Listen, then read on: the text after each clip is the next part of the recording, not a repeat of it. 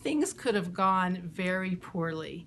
This week we start the book of Exodus, the book of Shemot.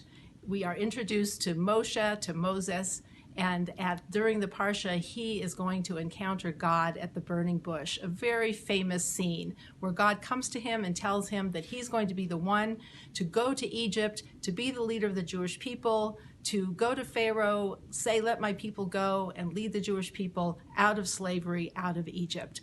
But as we know, Moshe protests and thinks that he shouldn't be the one to do it. He talks about being heavy of mouth, meaning he had some sort of a speech impediment, and God says that he would be with him, that he would help him, but he continues to protest. And at one point, what he really says is that God should send who he should send. And what he means by that, according to our commentators, is that God should send Aaron to be the one, rather than himself, Moshe. Aaron was Moshe's older brother. He was already the leader of the Jewish people, and he had been the leader for many years.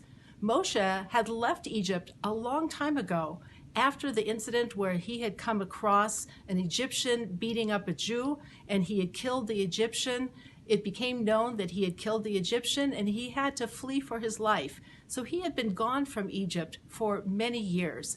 And now he was going to go back and tell Aaron that he was taking over the Jewish people. He would become the leader, and he would be the one to go to Pharaoh and would be the savior, the redeemer of the Jewish people. That could have gone very poorly.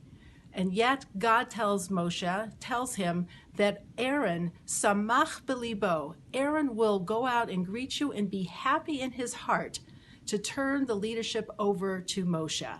Now, some people joke and say it's hard being the leader of the Jewish people, and so Aaron was fine to let him go, except that we know that people do not relinquish leadership, and they harbor jealousy even if they do.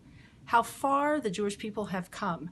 What led them down to Egypt to begin with was the brothers of Joseph selling him into slavery into Egypt out of their jealousy, thinking that he was going to be the leader. And they hated him. They couldn't speak peacefully to him, and said, you're going to be our leader, you'll rule over us. And that was what led us down to Egypt and led us down into slavery. And now to redeem us, we have a change of heart at leadership level, which is that Aaron would be happy and joyful to have Moshe, his younger brother, come in after many decades being away from Egypt, come in, take over the leadership, and be the one in whose name the Jewish people would be redeemed from Egypt. This is a state that is such an aspiration, and perhaps was one of the reasons why the Jewish people merited to be able to leave Egypt at this point. The people could have been ready, but if the leaders weren't ready, if Aaron wouldn't have been ready to open up and allow Moshe to be the one to take over, it maybe wouldn't have happened. As a reward for this, Aaron is given later, he is given the kahuna, he is given priesthood, and he wears the breastplate with the stones of each of the tribes of the Jewish people on his heart. We know that the descendants of Aaron are the ones who bless the Jewish people, and the blessing that they say says that they are doing this out of ahava, out of love for all Jewish people.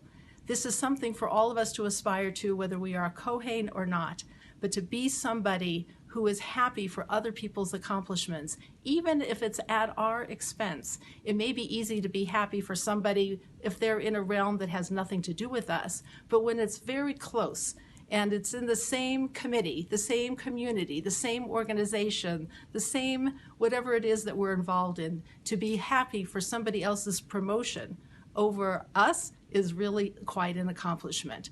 This idea of being happy for somebody else's success has a Yiddish term. It's called to fargin. To fargin somebody means to be happy for them, not just okay with it, but very happy for their accomplishments, to feel their accomplishments really as their own. We should all be able to cultivate the approach of Aaron and be samach belibo, to be happy in our hearts for other people's accomplishments. Who knows, the ultimate redemption of the Jewish people may be waiting for just that state. Have a wonderful Shabbos.